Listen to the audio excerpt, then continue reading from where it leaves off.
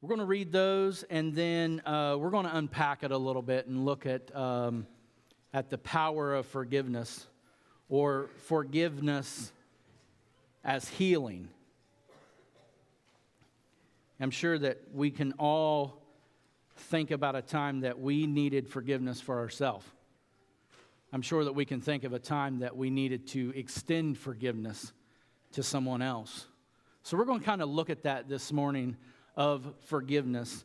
And we're going to use the story of Joseph. So real quick, we'll read through the scriptures, and then we'll do a recap of what we've learned the last couple weeks. So chapter 45, verse 1. Then Joseph could not refrain himself before all of them that stood by him, and he cried, because every man to go out from me, and there stood no man with him, while Joseph made himself known unto his brethren. And he wept aloud. And the Egyptians in the house of Pharaoh heard, and Joseph said unto his brethren, I am Joseph. Doeth my father still live? And his brothers could not answer, for they were troubled at his presence. And Joseph said unto his brethren, Come near me, I pray you. And they came near, and he said, I am Joseph your brother, whom you sold into Egypt. Now therefore be not grieved, nor angry with yourselves, that ye sold me hither, for God did send me before you to preserve life. For these 2 years hath the famine been in the land, and yet there are 5 years in which there shall neither be earing nor harvest. And God sent me before you to preserve you a posterity in the earth, and to save your lives by a great deliverance. And so now it was not you that sent me hither, but God. And he hath made me a father to Pharaoh, and lord of all his house, and the ruler throughout all of the land of Egypt. Haste ye, and go up to the father, and say unto him, Thus saith the Lord, thus saith thy son Joseph, God hath made me Lord of all Egypt. Come down unto me, tarry not. And thou shalt dwell in the land of Goshen, and thou shalt not be near unto me, thou and thy children, and thy children's children, and thy flocks, and thy herds, and all that thou hast. And there will I nourish thee. For yet there are 5 years of famine, lest thou and thy household and all that thou hast come to poverty. And behold, your eyes see, and the ear and the eyes of my brother Benjamin, that it is my mouth that speaketh unto you. And ye shall tell my father of all my glory in Egypt, and of all that ye have seen, and ye shall haste and bring down my father hither. And he fell upon his brother Benjamin's neck and wept, and Benjamin wept upon his neck. Moreover, he kissed all of his brethren and wept upon them. And after that, his brethren talked with him. So we look at those scriptures and we see a lot going on here. And to recap what has happened previous. Now, Joseph is the son of 12 sons of Jacob. And his brothers are jealous of him. And so they take him out into the wilderness and they throw him into a well. How many has ever had that happen to you? Man, I hate when that happens. No, but replace the well with something else in your life. These things happen to us on a daily basis sometimes. We have to extend forgiveness in a lot of ways. And so we see the story of Joseph is a lot about our lives. And we'll bring that into perspective here in just a moment. But then he's taken and he's sold into slavery in Egypt. And, he gets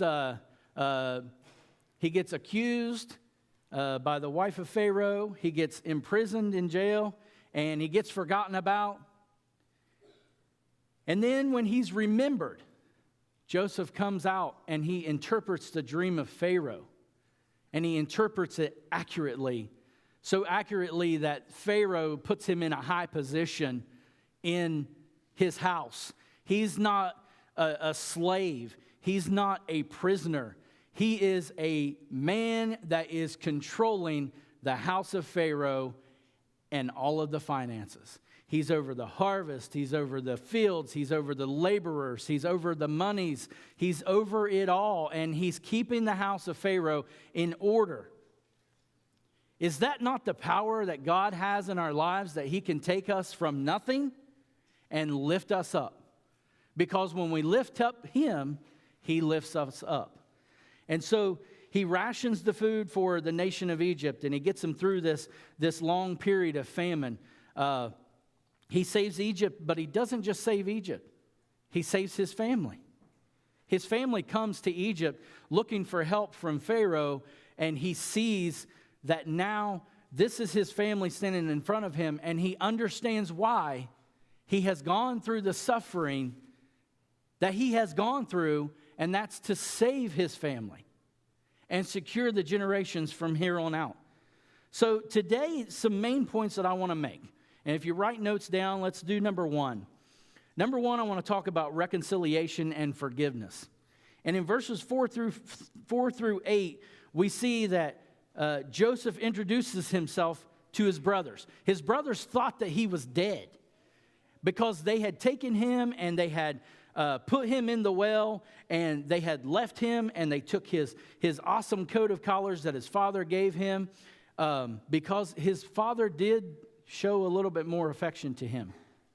And so out of jealousy, they take the blood of the animal and they put it on the coat of many collars, and they bring it to the father and say that Joseph is gone, that a wild animal had taken him. So they were expecting to never see Joseph again. They figured he was long gone into the world. But yet here we see that Joseph comes to them and says, "It is me whom you sold into Egypt," right? So now the one that was hurt, the one that was put down, is now standing powerful in front of those that would do harm. So we have to think about this whenever we have a feeling that we need to extend forgiveness. The power that we have within our hearts and our emotions and our actions toward the person that needs forgiveness. So the application here is that just as Christ has forgiven us, Ephesians chapter 4, verse 32 says, "Be kind to one another, tenderhearted, forgiving one another, as God in Christ forgave you." The work that Christ done to come to set aside his power, heavenly power and deity, to take on the form of man, to come and reconcile all of this within himself, to set us free. Number 2 point, I want to talk about God's sovereignty in our suffering. And this is not an easy topic to talk about when you think about suffering is for good. But in the scriptures, in Genesis 50, 19 through 21, we read that Joseph said to them, "Do not fear, for am I in the place of God? As for you, you meant evil against me, but God meant it for good, to bring it about that many people should be kept alive, and they are today." So the application is that we understand that God's purpose prevails. Even through suffering, like Romans 8:18 says, "For I consider that thou sufferings of this present time are not worth comparing with the glory that is to be revealed in you." Right? Paul, when he wrote this, Paul was not ignorant. He was not blind to the sufferings of human existence. He understood that. He experienced more of that than most any of us today. Yet, he still considered that the future glory outweighed the present sufferings. And that's how we should be today, is that we realize that whatever we're going through, this is not the end of it all. Christ said that he came and he died on the cross and he rose from the grave. And he said that he is going to prepare a place for us. And if he goes to prepare a place for us, then he will likewise come again and take us unto himself. So the present sufferings outweigh. And so I can understand that Joseph here, he sees that one day he would dwell in the house of, or in the bosom of Abraham. And so he understood that his work was not to destroy his brothers that stood before him, that were begging for food to get them through a hard time. He had power to destroy them at that moment. You realize that? He had the forces of Pharaoh under his hands. He could have done to them what they had done to him in a moment. And he would have felt vindicated, right? Or would he have? So when we have a broken relationship, and this is the third point, healing our broken relationships. The scriptures there in 45, 14, and 15. He fell upon his brother Benjamin's neck and wept. Benjamin wept upon his neck, and he kissed all of his brothers. He wept upon them, and after that his brothers talked with him. So the application that we should have here is that we should seek to mend those broken relationships in our lives. In Matthew 5, 23 through 24, it says, "So if you are offering your gift at the altar and there remember that your brother has something against you, leave your gift there before the altar and go. First be reconciled to your brother and then come and offer your gift." Why should we have to do that? So now let's unpack it a little bit more and look at the real life application. I'm talking about real talk. Can you forgive someone that has hurt you? Can you forgive someone that has hurt you so profoundly that it caused deep-seated damage to your body, your heart, your mind, and your soul? I want you to close your eyes for a moment, and I want you to think about this. Really reflect on, is there a need for forgiveness that you need to extend to someone?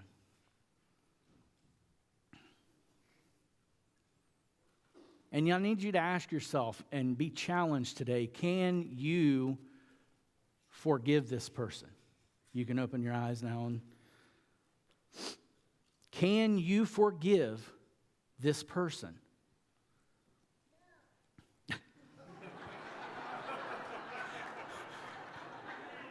We have one honest person in the room. Yeah.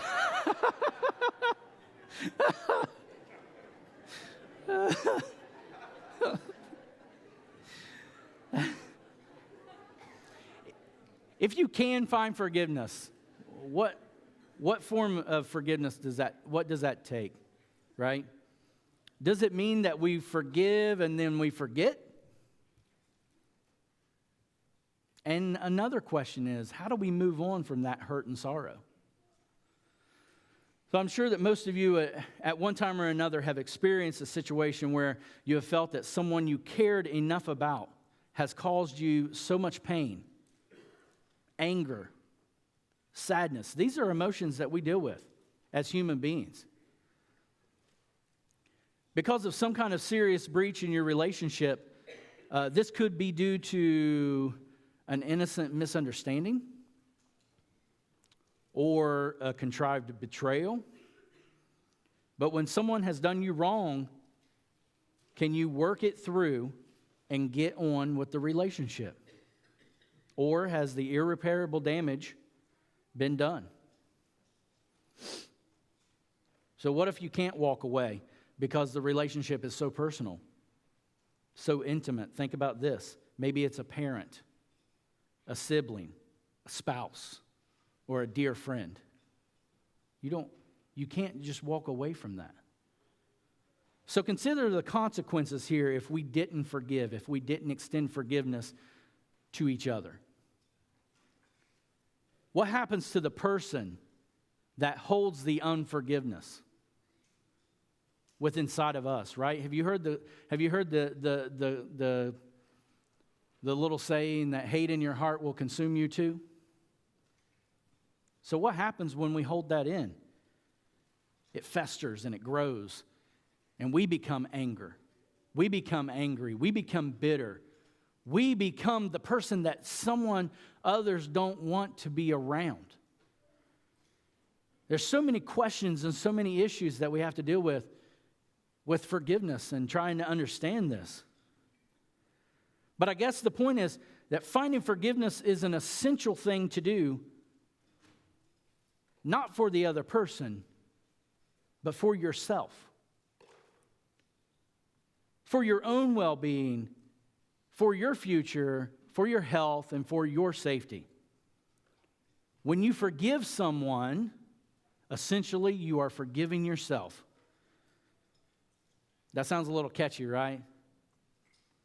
But it's true. Bearing a grudge against someone who has hurt you is not just about what they have done to you. Sometimes it's about what you have allowed to happen to you. Sometimes you can't help what happens to you in a relationship because you just don't know that it's going to happen.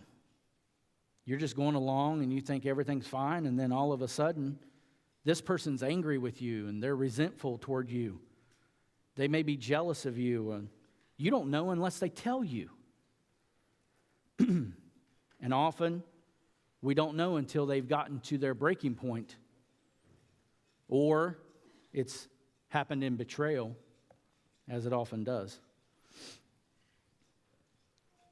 So forgiving yourself is allowing that you didn't know, you didn't understand, you didn't act in a way that could have short-circuited the conflict. When you forgive yourself, you allow resentment and hurt to be replaced by healing. You think Joseph, here in this moment, in his human thoughts and actions, wanted to say, hey guys, come here, come closer to me, and I forgive you. I know what you meant to do was to hurt me, but I'm here to help you. Do you think he wanted to do that? On the human side, think about the human side. We're sitting in church, yes we are. We all put on that church face, right? We have that church walk, we have that church smile. We have that church wave, up and, when people's watching, right? Think about your human side. You for the moment. Can we have acted like Joseph did to his brothers? Kiss them all, hug them on their neck, say, you know what? I know what you meant to do was evil to me, but God had it for good. So I'm going to say this. Forgiving someone will move you from where you are in hurt and resentment, anger, bitterness. It will bring you out of victim mode and it will put you into healing mode. Forgiveness breaks the bonds that tie you to negativity to another person. You can forgive while not forgetting. What happened to you. There's no denying that. You should not try to pretend that everything is back to normal, because it isn't. You may forgive someone and never choose to see them again. This is your choice after all. It's a matter of whether or not you can ever trust that person or set in those circumstances again. But no longer being a victim and no longer being controlled by the negative energy, you can focus on becoming stronger, on establishing your own integrity, on building your own character so that you know yourself well enough to never allow yourself to be caught in that situation of terrible compromise and pain. But you have to be careful in getting yourself into this set, because you could build a wall that others can't get through. But forgiveness frees you. It allows you to take your power back, the energy and the emotion that you're spending on that you've deeply invested into that hurt, into that person, into that situation. It's not only good for your psychological, but your physical health as well. You're no longer chained to that entity that zaps you of your energy and takes the life out of you. And freeing yourself may allow you to see this person, this situation, in a whole different light. Instead of focusing on all the negatives, forgiving may allow you to remember that all the positives that once were and probably still are there. Forgiveness helps your health. Negative emotions rob your energy and take a toll on your body, your mind, and your spirit. Anger, anxiety, depression, and undue stress generate a negative influence on your body. These can cause elevated blood pressure, heart rate, the feeling of being out of control. The intensity can run the gamut from mild discomfort to very intense physical reactions. Having someone you cared about at odds with you, at the very least, very uncomfortable. But most of us can relate to a feeling of relief when a weight is lifted from our shoulders and we can breathe that sigh of relief. Forgiving helps you to move forward on your spiritual growth. Forgiveness encourages compassion.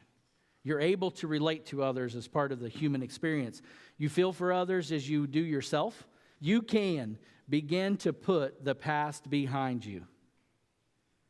Forgiveness is an act of kindness and goodness. And we've been learning about the fruits of the Spirit in our Wednesday night Bible study, and we just finished that up.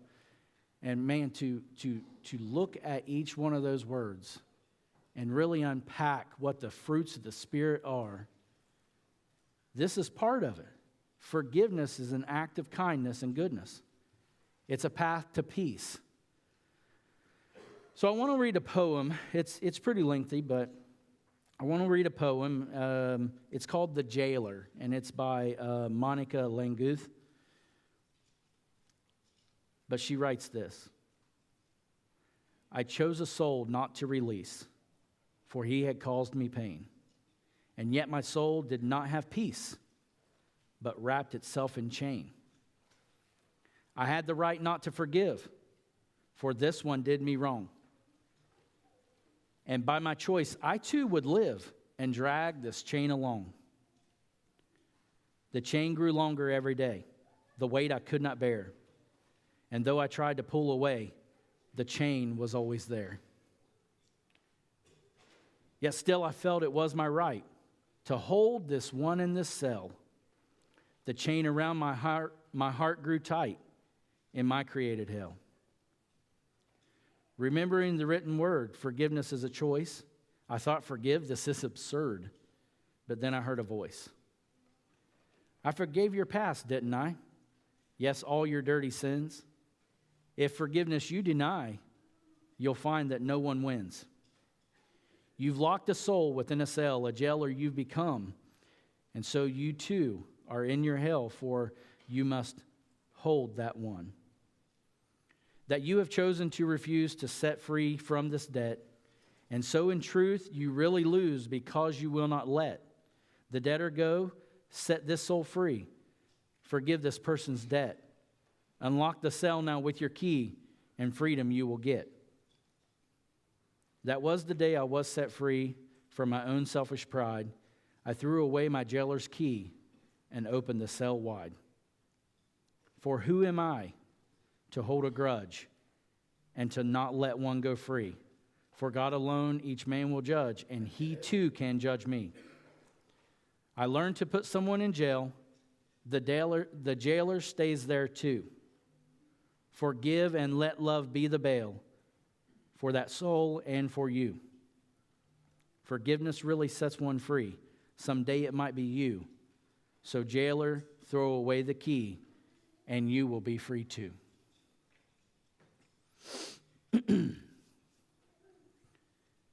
We'll go ahead and ask that the worship team comes up. As I go through this final thought,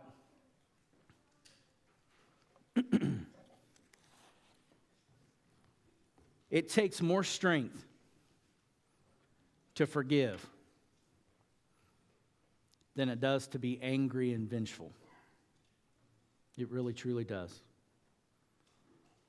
Although I believe forgiveness does not exonerate the perpetrator of their actions, nor does it justify them of their behavior, but forgiveness is a gift to yourself.